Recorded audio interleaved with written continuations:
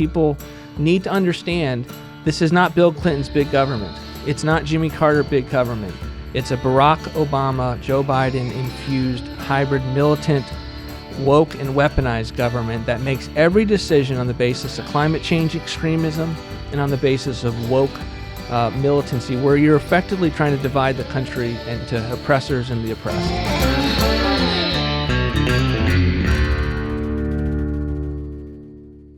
Welcome back to the Kevin Roberts Show. In this episode, you are in store for some serious business. By that, I mean, we're going to have some fun, but we're also going to talk about substantive changes in American policy that will increase our freedom. And we're going to do that with my very good personal friend and a former colleague here at Heritage. He was vice president of Heritage Action for America. He went on to run the Office of Management and Budget, and now president of the Center for Renewing America, Russ Vought. Thanks for having me, Kevin. You're a busy guy. Thanks for being here. Oh, it's my pleasure. Good to be home.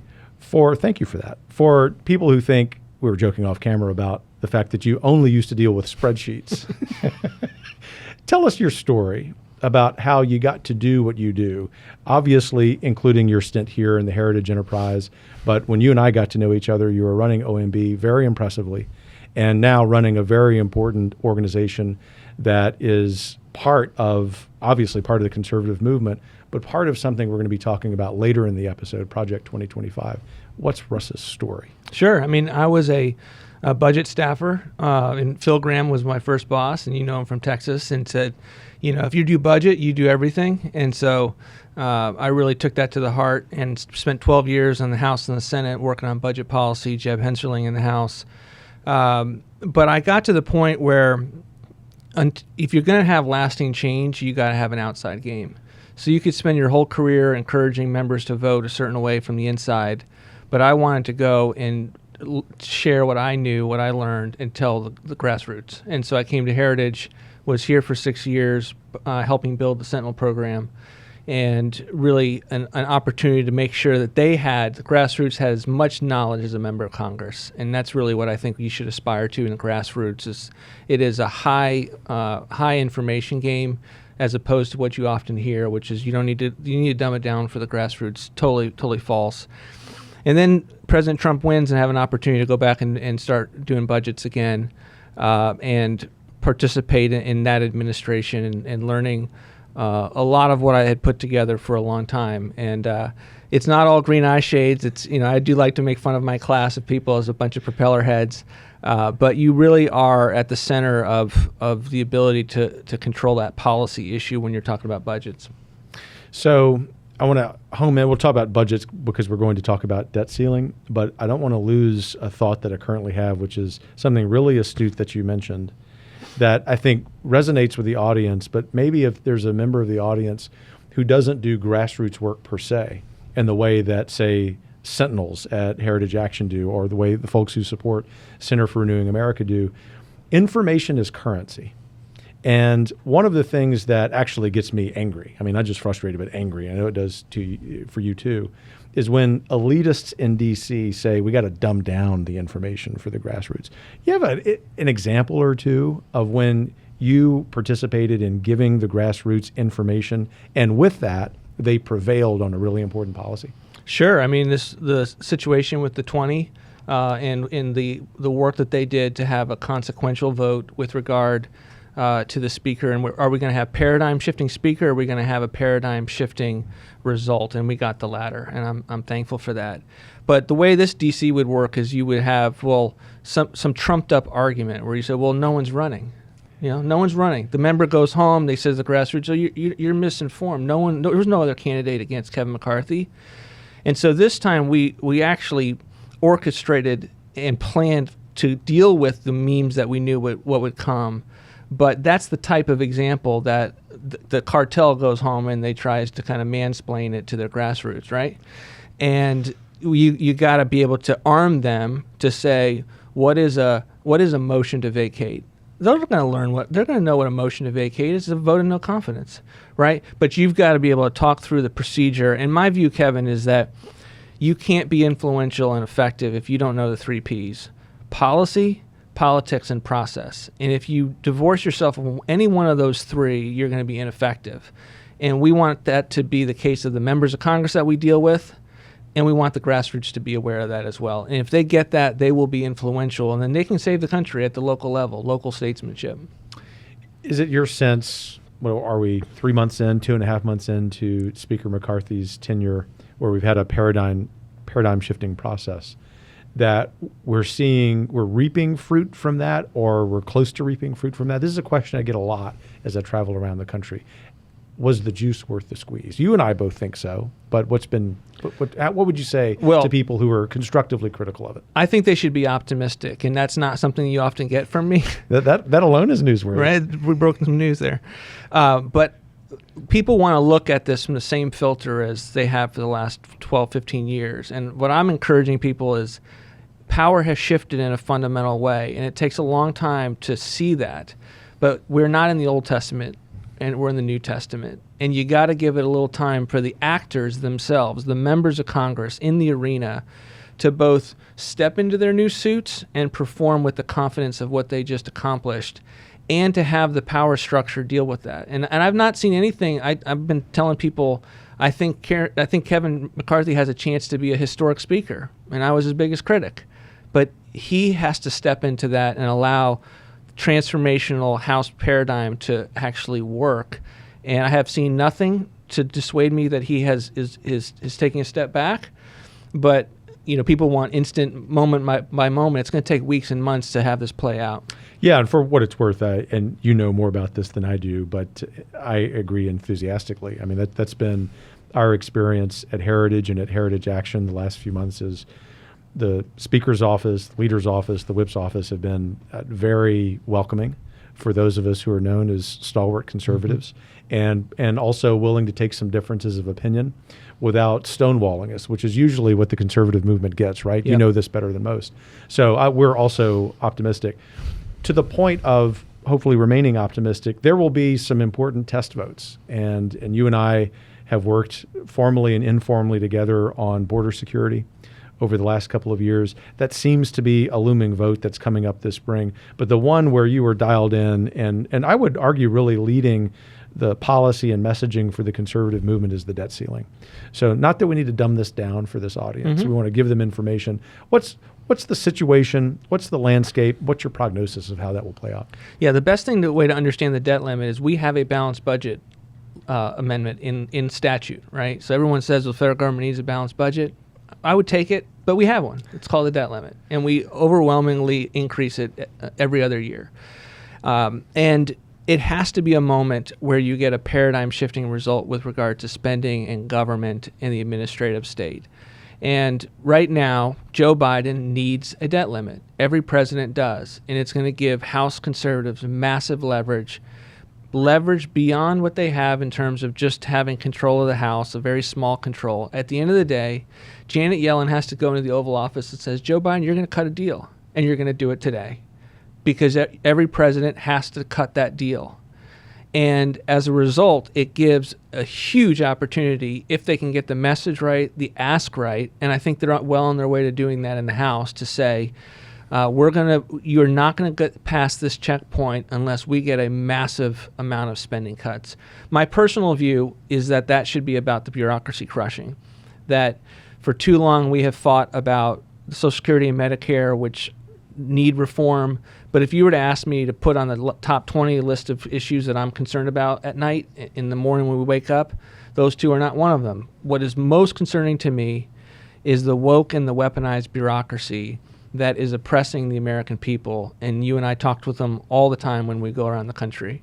We'll be having lunch with someone, the EPA just flied by, took pictures of me and accused me of this, that, and the other. And I'm like, no, I'm not surprised by it. But people think this is just the FBI and DOJ. It's not. It's the EPA. It's putting a 77-year-old Navy veteran in jail for building 4 ponds on its ranch to fight wildfire. He died before his case was cleared and his reputation was cleared.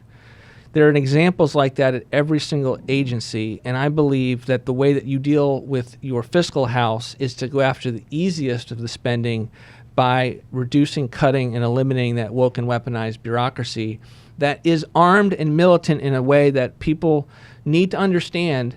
This is not Bill Clinton's big government. It's not Jimmy Carter big government. It's a Barack Obama, Joe Biden infused hybrid militant, woke and weaponized government that makes every decision on the basis of climate change extremism and on the basis of woke militancy, where you're effectively trying to divide the country into oppressors and the oppressed. And that's what I saw at OMB. Every decision they made had this filter, and that's only been amped up since we left. And so that's where I want them to focus the debate with reckless abandon and take the debate to the country. Look, these things are opportunities for us to cut through the liberal media. I want to cut through the liberal media. And so the next 6 months, I want to have no other debate than the next 6 months. Did you know the federal government is oppressing you? It's woke and it's weaponized. And I want you to tell me all the stories in your community about the way that is true. And we're going to win that debate, Kevin. So there's a lot of things that they're fighting for. That's my highest priority. I'm very optimistic for how this looks, because at the end of the day, House conservatives have a real seat at the table. So, it's not going to get, dumped in a cul-de-sac without, a fighting chance. So, and a couple of those conservatives who are now in the Rules Committee, Chip Roy, Ralph Norman, are real stalwarts. Yeah. And other members of that committee are very good too. But this, I think, what got lost in a lot of the rather vapid commentary about the speaker's race, including by outlets we would usually trust, at least for 3 or 4 days until they changed their tune, was that the process is a vital part of it. As you said, it's one of your 3 Ps. Mm-hmm. And for too long, stalwart conservatives, movement conservatives have said, I'm going to leave the process to other people. You've been a great coach for the movement in saying we got to be focused on it. All of that to say, how do you see the debt ceiling fight playing out, like month by month? You travel the country as I do. Invariably, I get the question, as I did last night, and what month are we on the brink of defaulting? Well, we should never be on the brink of defaulting, because that's ultimately a presidential decision, and he will always have the necessary resources to pay for the amount on Treasury principals and interest, period, end of story. The debate really is about, well, what counts as default? So is every last grant that Tony Fauci sends to the Wuhan Institute, does that need to be timely paid? Is that really the full faith and credit of the United States? And I would say no. And they would say, well, that's default by another NABE. I mean, I'm happy to have that argument, okay? So we're going to have that debate. But what I really see the timing is very soon, I think the House conservatives will come out with, and the full House majority will come out with what their debt limit proposal is, and that they will pass that. And that will be in the next couple of weeks. And that will be sending a proposal, putting the Senate on notice and sending it to the White House and saying, you got to negotiate. So you can do it today, or you can wait till we actually have close up to the actuaries are saying the X date, which is when things get real. We can have that debate at any time in the next several months. And I think it'll, depending on how we win the narrative and the message, and you and I will have a lot to do with building a groundswell around the country to help these members.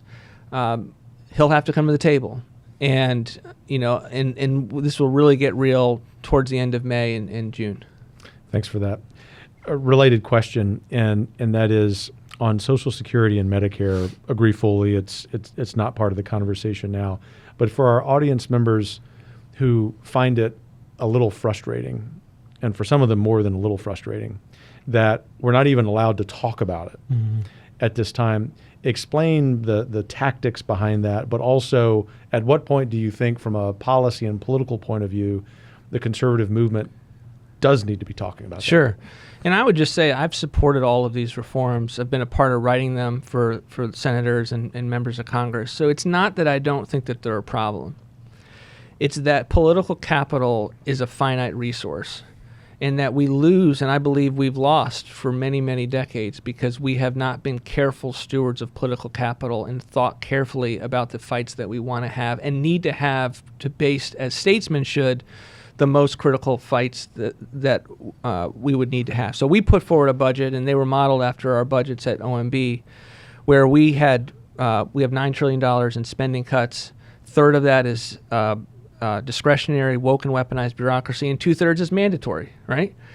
We do not touch the benefits of Social Security and Medicare, not because they are not actually unsound, and they are, but because I actually want to get to the point where we someday get to reform those, because the American people have come along and been part of cutting the easy stuff, then the less easy, then the somewhat hard, and then the stuff that requires a lot of conversation about. And my view is just the kind of view from the diner. You know, I'm the son of union workers, and so I process everything politically from the diner. You're going to try and tell me that after I've been paying into Social Security and gave the federal government a surplus for decades, you're going to tell me that's the first thing we cut, as opposed to the Bob Dylan statue in Mozambique or the LGBT activists in Senegal? Really? That's the first thing you're going after? Because they're not paying attention on the day-to-day. They're seeing the narrative. What's the fight about going across the TV screen? What's being talked about in that diner? And they're saying, oh, does DC care about me? And they're saying, after the surpluses that you squandered on the bureaucracy, you didn't put it in investment accounts in the 2000. You put it in the Department of Agriculture, in the State Department of Foreign Aid. And that's going to be where you start. And so my view is you start where the threat is the greatest, and then you build a culture of spending cuts and restraint. You get people committed to a goal of fiscal balance is important. And then you will get to a point where you can actually deal with these big, immovable spending. I look at it as in the way a family does. You know, when you have a fiscal excess in your family, you don't start with the big stuff. You start with the entertainment and the out-to-eat budget. And then you start to think about, all right, you know, let's refi the mortgage. That's, I think, that's a credible political strategy that I think we would have more success with. And at the end of the day, I would just say, the other side's been tried. My side's never been tried. Can we just try something else that hasn't led us into a fiscal cul-de-sac? And it seems as if your comment about political capital being finite, which is so true, bears out here, because if you follow this chronological approach, it's incremental, but each step is incrementally harder. Yeah. Not only are we building as a movement, but also as a country, which I think you're begging for, the muscle memory of having these subsequently harder conversations. But the political leaders on the right who are willing to message on that and genuinely govern that way, while their political capital is finite if they just put it on the shelf, because there's a half-life there, they actually can accrue more because of increasing trust with the American people and their colleagues, right? Yeah. No, we haven't tried that either. Right. No, I think, and I don't think people should stop working on these things. You know, we need paradigm-shifting policies everywhere. The question is, for those that are getting inserted into a live fire exercise as it pertains to the debt limit, I'm suggesting that we prioritize it accordingly. So I'd hear from you, Russ Vought, you're at least cautiously optimistic that the debt limit issue is going to go well. I'm optimistic. I mean, we live in D.C., right, or its environs, and so you can't be too... I'm not used to this level of optimism. Yeah, I mean, as it pertains, I like where we sit today. A lot can go wrong. 1,000 things can go wrong. But as of right now, I'm excited about where we are because of the power that we shifted. And it really was a power-sharing agreement. We now have, in some respects, coalition government in the House. The coalition of House conservatives have real power, and that's what I'm excited about. Is there a lesson or two or more from your time at the Office of Management and Budget that's been really helpful as you've helped shepherd many of our congressional leader friends through this process? Well, I would say in coming from my time here and my time in OMB, that I did learn that there are members there, I won't say more, but there are a lot of members that if you arm them, they will be with you. And there is a fear in public office of being run over. So I like to tell people, we are going to push you into oncoming traffic. But we're going to do everything we can to clear the first lane so that you don't get run over. And that really was a lesson learned from OMB, is that you've got to give people the ability to know what they're fighting for, get their mind wrapped around it, and make it as safe as possible. And that's one of the things that we try to do, is we take on really tough cultural battles. But if the budget guy can do it, the spreadsheet guy can do it, I'm telling you, if you ran for office and got elected, you can do it too, and you'll be fine. Follow-up question about your time at OMB, because this is something that I hear a lot. It's a question of curiosity. I'm sure you get this a lot given your experience. And that is, the converse of that, the opposite of that, sort of the bad side of being in a leadership role inside the administration. What's the worst you saw from the administrative state? Well, I mean, they're constantly hiding the ball. And I had a pretty good window. I mean, my career staff were generally wanting to do what the president wanted to do in terms of cutting spending and things like that, efficiency. But in terms of the big paradigm shifts, cultural issues, things that, are 50, 60-year problems, that this is the way the river's been going, their minds just explode. Like they just can't think at that plane, And a good one would have been CRT. So we were tasked with eliminating CRT funding training throughout the federal government. And we had our head of HR come to our deputy and say, what you need to know is that we are all committed anti-racists. At the time, it wasn't like the light bulb didn't go out. But as I get this new assignment, CRT, from the president. I'm starting to do all the reading, and now I realize that's a technical term of a committed Marxist that is going to divide as an activist in whatever role they are to be awakened and to seek change in that policy process. And they said that to us. And so that's an example of what we saw increasingly as we had the right filters to see it. And you do got to have the right filters. You cannot, battling the deep state, in the administration state, you cannot have the view that most Republican CEOs have, which is, well, I'm going to delegate and I'm not going to, no. You can't delegate everything. You gotta micromanage the heck out of everything that is part of your agency, or make sure that your right arms are. And that's what we learned increasingly to do, and be able to export that out to those that were willing at the agencies.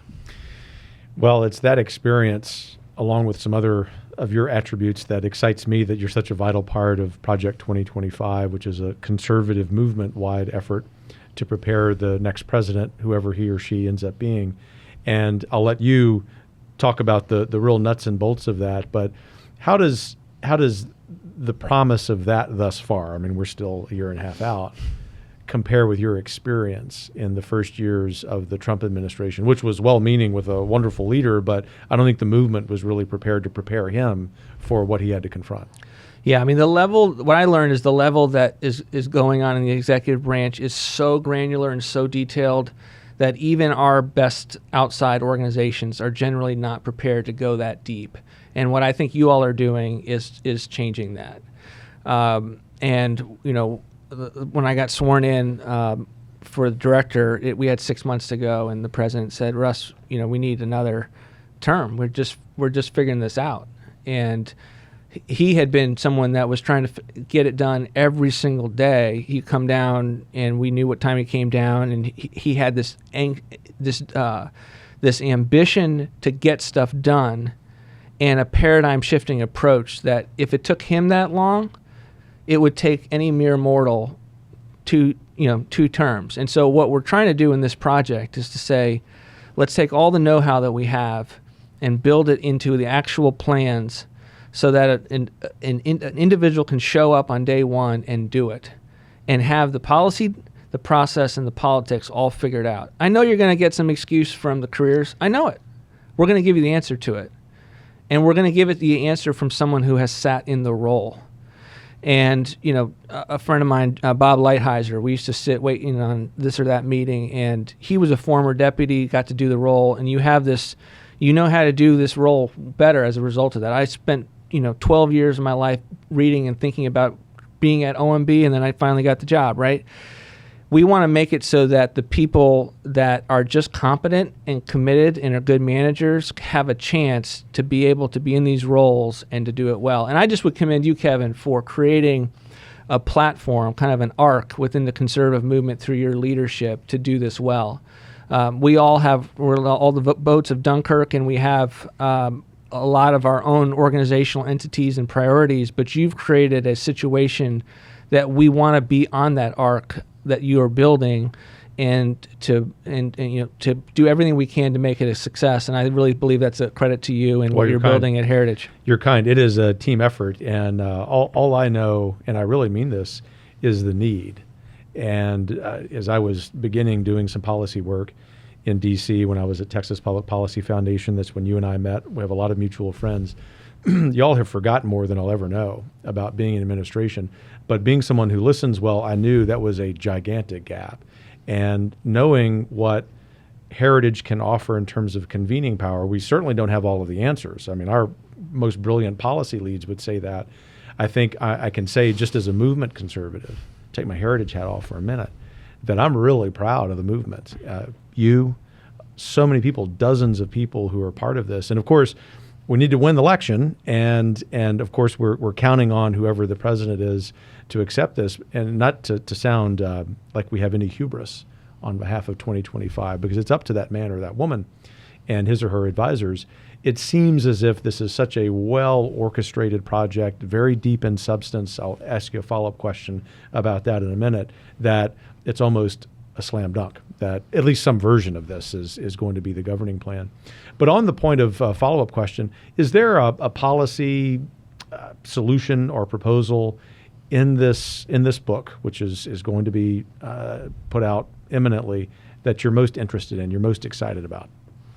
Well, I think one that's gotten a lot of press is Schedule F. And Schedule F was something that materialized at the end of the administration that the president did, to be able to say that if you're working on policy for the president, you're an at-will employee. And we implemented it, or we're on the cusp of implementing it, and it's like, the level of discord within our agency was high.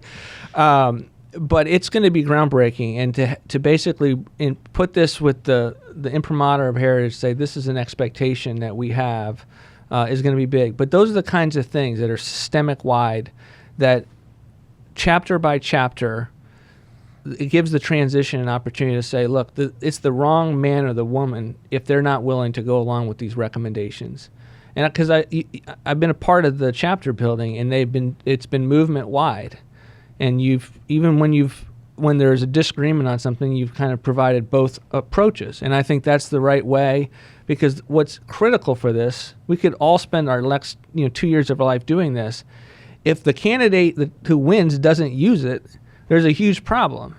And so we've got to figure out, and I think we're on the road to doing this, to making it so that we are focusing the way they are on the most credible threats to the country. And I think I've seen that in the book.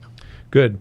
And one follow-up question on that before moving on to the work that the Center for Renewing America focuses on.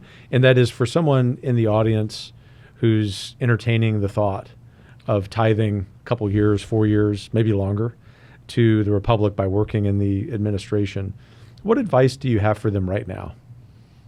To do it. I mean, we're not going to save our country if you're not willing to get in the game. And I got into politics really at the tail end of my senior year. I've had some time to do an elective, and I read Dietrich Bonhoeffer's Letter and Papers from Prison, which had a definition of responsibility, which is not armchair criticism, but actually getting and sitting and engaging and making mistakes, but being willing to accomplish all that you can, because that moment has been given to you by God.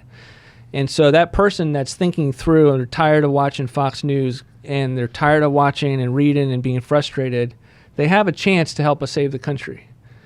And they will be prepared if they are doing the right things to get ready for that moment, hitting the books, figuring out where they could be useful, having a game plan, thinking through, learning as much as you possibly can. We talked about it in the Sentinel program. Know, grow, and go. Know the issues, the policy, the process, the politics. Grow your network of influence, get in the game, and then go out and lead and save the country. And if 1,000 people do that, we're going to save the country. It's that simple. Yeah, it is that simple. And people are going to school board meetings knowing the cost that they are going to bear to defend their kids. They're going to get called the names, right? If you're going to step into the arena on behalf of the next administration, you're going to get called a bigot like I did when Senator Sanders went after me. You're going to get called an appeaser if you question the foreign policy regime. Like, look, that's the way they play. it's okay. You have a whole army out there, the country that loves you and cares about you and supports you. Go out there and save your country, come what may, and we will save this country. Tell us about the work of CRA. Yeah, I mean, CRA we're trying to pick big national issue fights on the most strategically cultural issues. And my view is that we've been too secular, too imperialistic, and I got to be careful how I say this, too individualistic in the sense of being too libertarian, in that we love our individual freedoms. But what are those freedoms in the context of bad communities and unjust laws? And so we're always trying to regain and pick big new paradigms in those areas that help us to seize the moral high ground and actually win. So that's critical race theory, big tech reform, which you guys have been fantastic in, or providing a new concept of how to deal with the border. It's an invasion. There are constitutional tools because you're willing to call it an invasion that don't exist if you're in federal immigration law. That's a paradigm shift that's going to get you called a racist. Those are the types of issues that we like to focus on. And then we're like that, that part of the movement that picks a fight, and then we call up and we say, hey, we picked a fight. Can you guys help us out? Got that call a couple times. That's right. Answer's always yes. Exactly. Yeah. What's stuck in my mind is this metaphor. I guess I will never forget this as long as I live. We're going to push you into oncoming traffic and try to clear the lane. That's right. But it's kind of morbid, but it is. I do find it funny. We need more Americans willing to take that chance, right? But also with the confidence in friends that we're going to be there. And that's what CRA does for sure. Last question. We'll have you back many times over the years. But for today, in spite of all of the reasons for optimistic Americans to feel like America's best days are behind us, why did you wake up this morning optimistic about the future? Because I've worked as part of a team in a movement that has put a lot on the line and has sacrificed other things that they could be doing to try to save the country. And they're hard at work. And I know, based on the fact that we travel the country and we work with a lot of people who are volunteering across the country, that they're doing the same thing. And all of those people are statesmen. And their ability to get up and be in the arena and be active when they could be watching a sports show gives me great hope. But ultimately, it comes down to what I said a little bit earlier, Kevin. I look back, I'm a huge fan of Whittaker Chambers. Whittaker Chambers said in the 1950s, when the right begins to become martyrs and understand that there is great risk and they're going to have to absorb that risk and plow through it, then we're going to be able to save the country. And until they do that, we're wasting our time. And we're seeing that. We're seeing the guy that's, the school teacher that knows he's going to lose his job the next day. He knows it. Goes in the school board meeting and stands for the definition of what is a male and a woman and plows through that. And that's why I'm optimistic, because I think, 10 years ago we were fighting about premiums and Obamacare, and that was a really important fight. No one was losing their job the next day by going to that meeting. Now, the water's getting hotter, it's starting to boil, but we have statesmen here in D.C. and across the country that know what time it is and how to be statesmen, and I think that's going to be something that saves the country. And I got two girls as well, 11 and 9, that keeps it real. Yeah, 11 and 9, that'll keep you optimistic. Well, Russ Vought, thanks for being here. Thanks for being one of the great patriots of our age, and thanks for being a great friend. Thank you for having me. I hope you enjoyed that as much as I did. I know you enjoyed that as much as I did. I told you that we would get into some substance with a little bit of verve. Thanks for joining us this week. Stay tuned, because next week we will talk as well about why we need to be optimistic about the future of America. Take care.